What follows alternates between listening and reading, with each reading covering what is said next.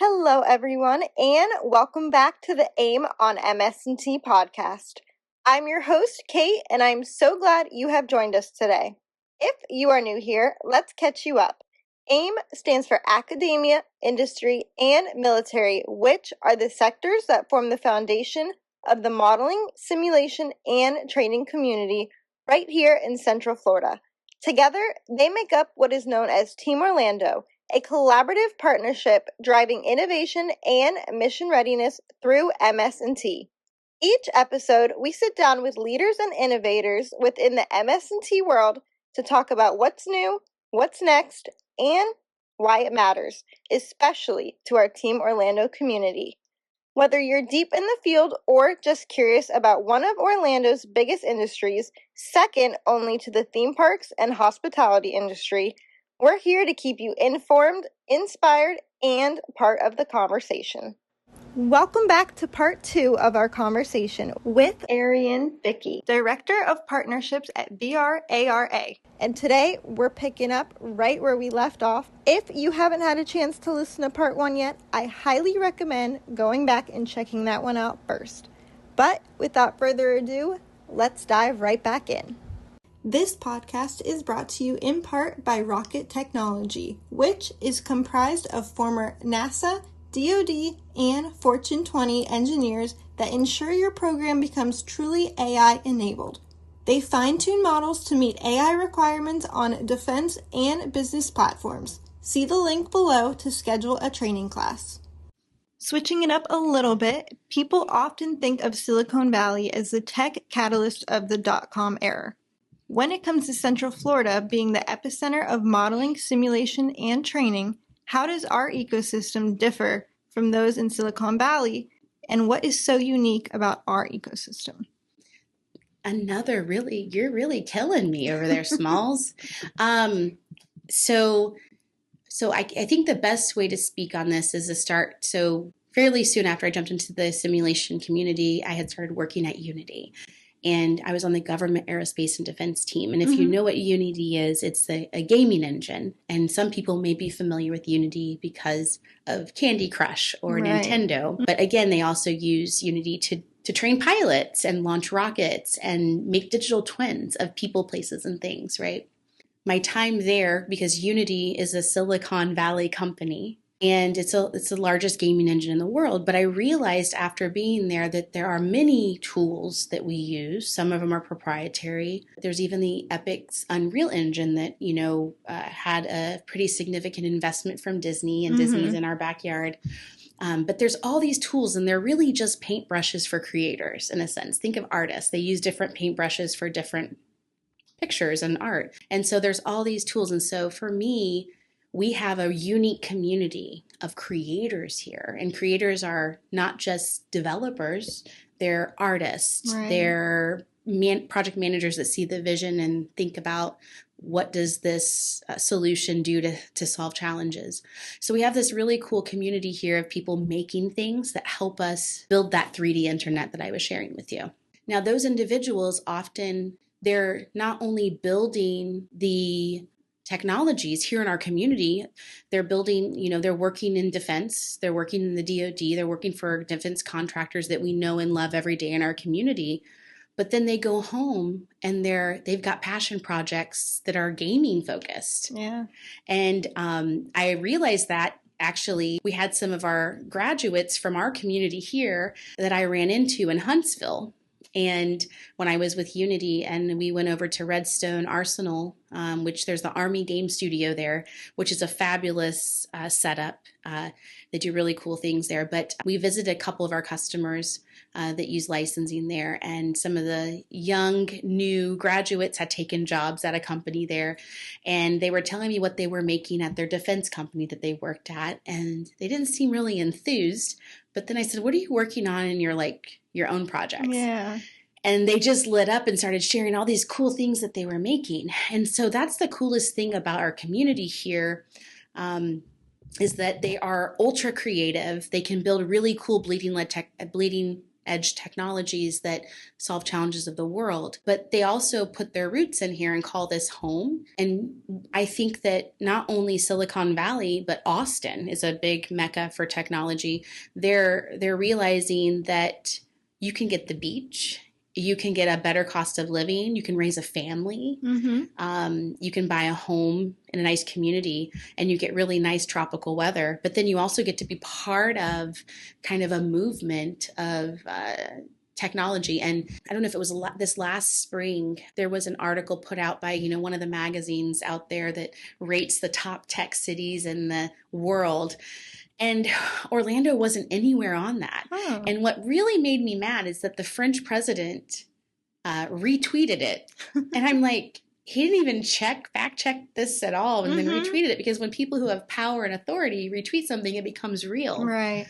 And so then I took that listing and I took all my data I had, and I took all the stuff I could compile from our community. And when I put it on there with the consideration of what Orlando contributes, Orlando was like in the top 3. Wow.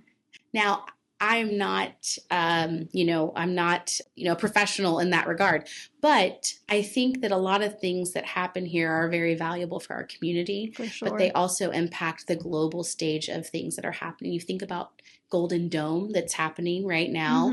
There's so many incredible companies here that went there to be part of that in Huntsville.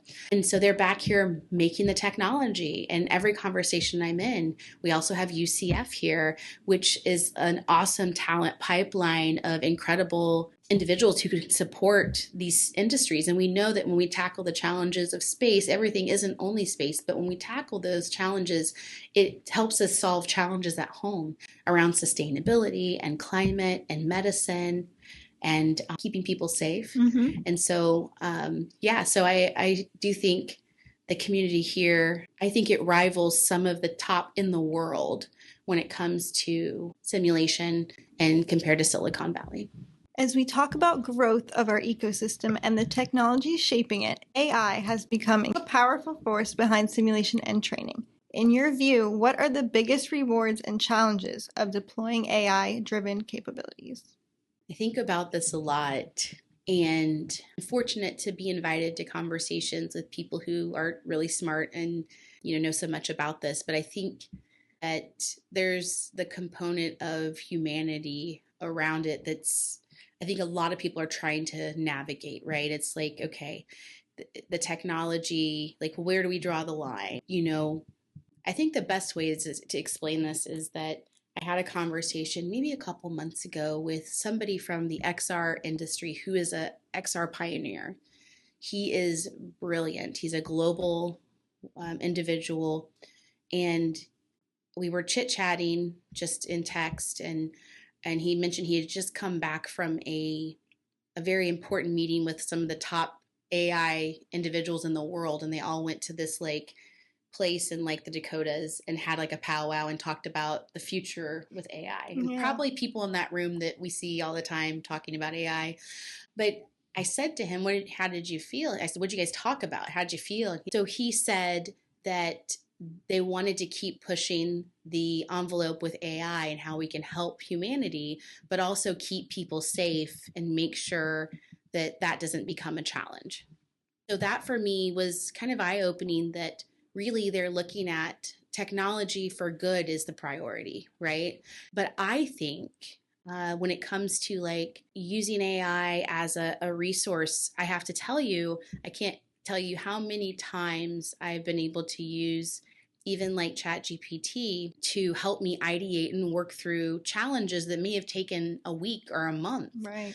But I could easily at my fingertips pull up certain data and help start building proposals or white papers or different things that allow us to progress much quicker, right? I think there's a lot of opportunity there.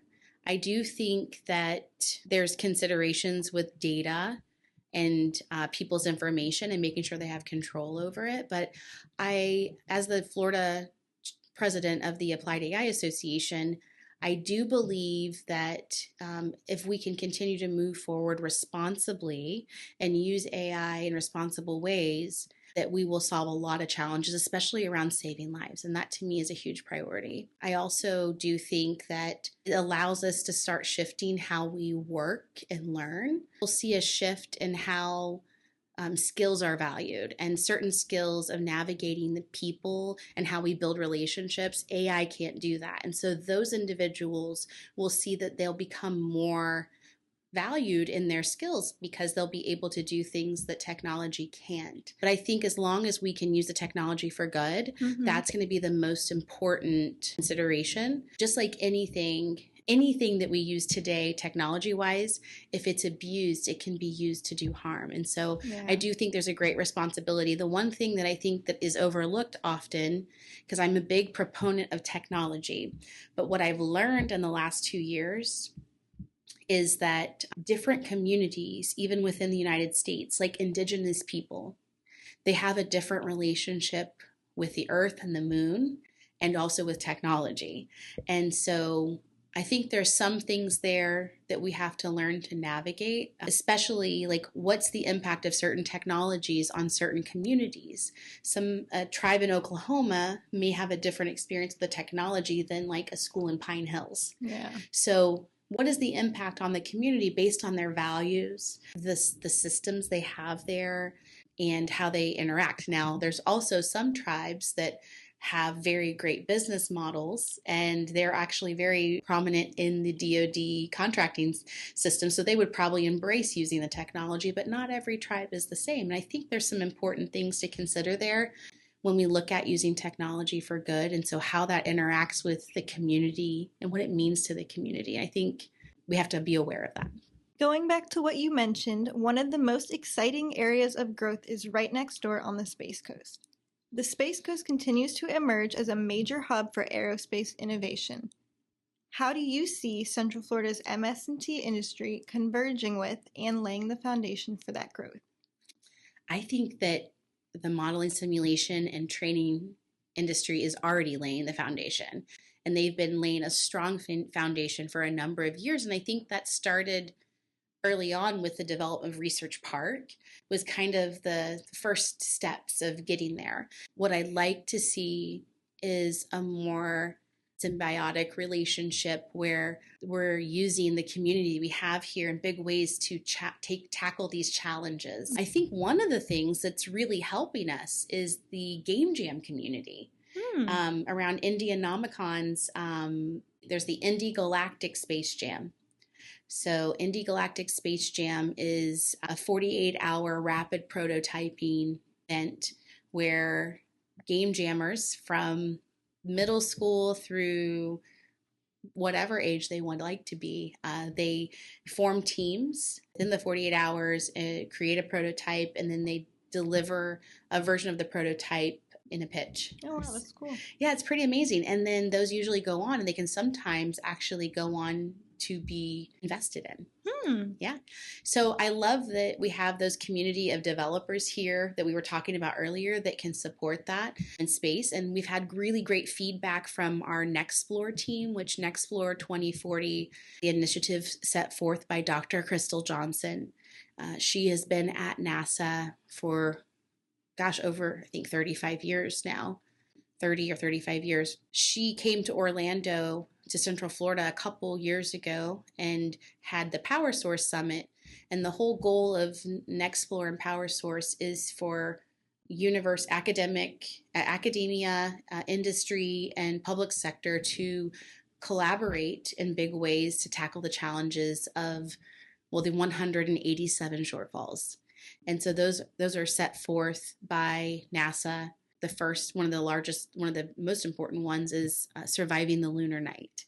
Radiation's a huge issue, survivability of the night.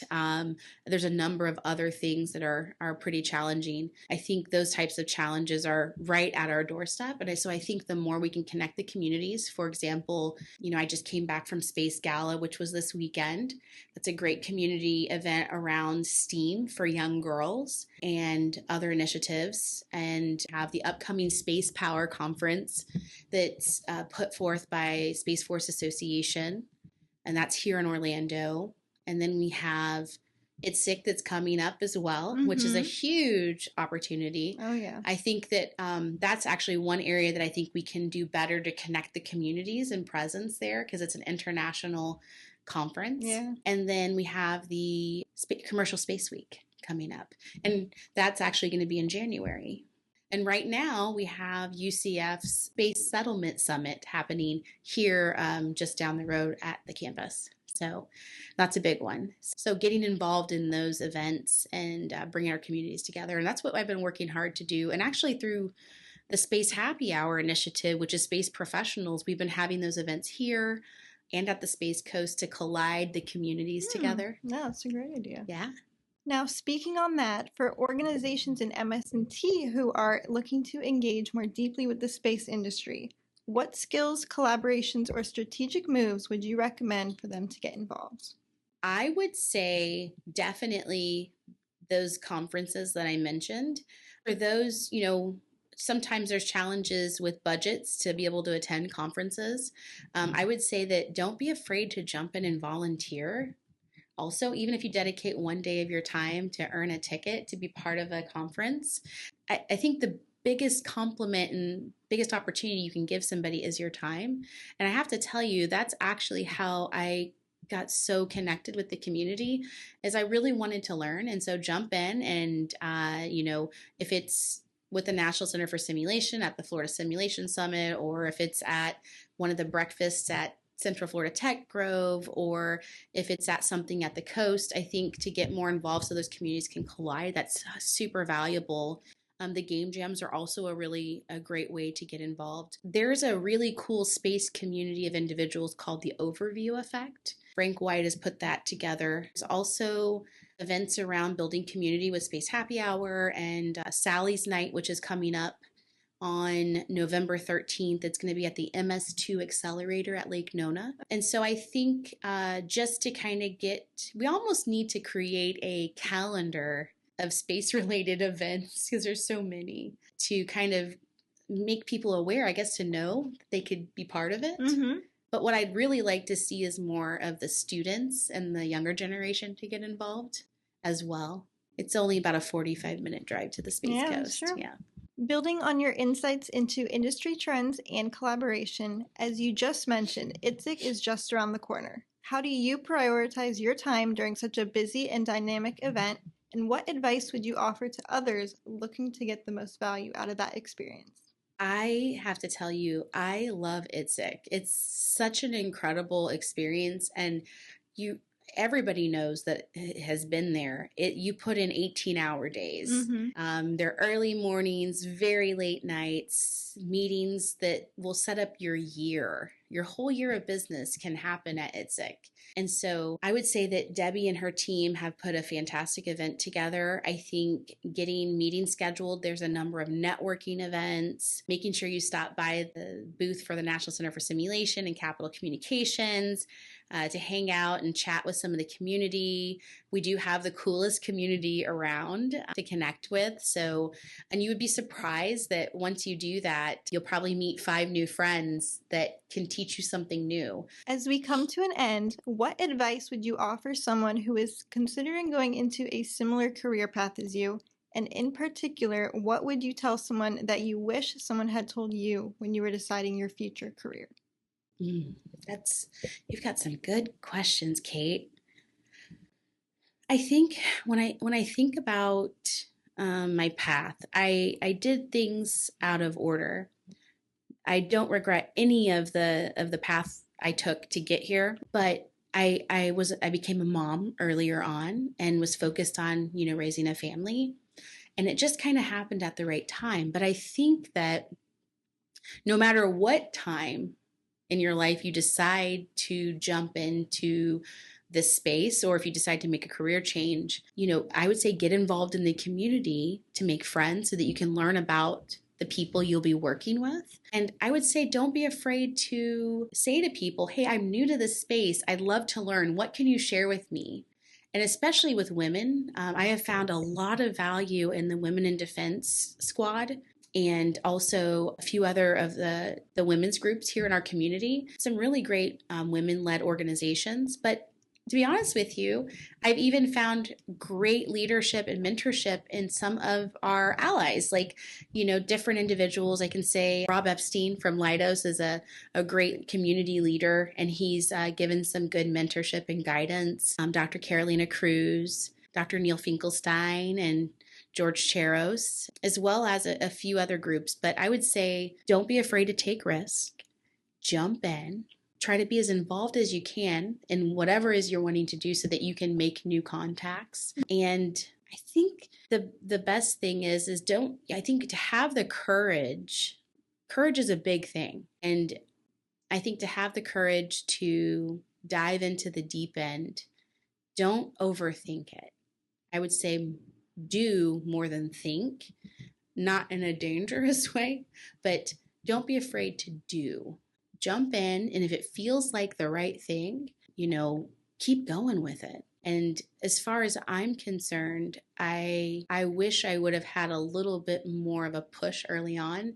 So I'd hope that other individuals in the space, I will tell you the best advice I've gotten has been from other leaders who have said, hey, you could do this. You could do this on your own. Yeah. You don't have to necessarily work for a company. You already know all the things. Just go do it. Yeah, that's so great. I would say go do it. Yeah. That's great. I love that. Before we sign off, where should our listeners go to find out more about your organizations? So just to give you a rundown, because I've got a few different hats I'm wearing, and all of them are equally important, but some of the initiatives that have been I've been really focused on lately are, first of all, the Virtual Reality Augmented Reality Association. And you can find out more about the VRARA at thevrara.com.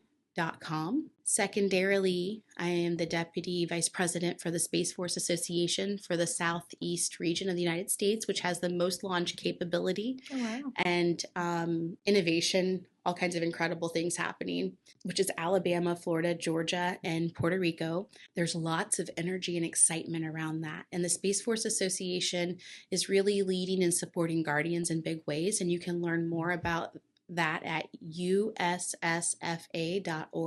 As well as I have my own organization that I work with called 001, and I do consulting. You can always reach out to me at my email, which is ariane F as in Frank, IKKI @gmail.com. I would say the Next Explore 2040 crew, if you haven't caught up with them, they've got fantastic things happening.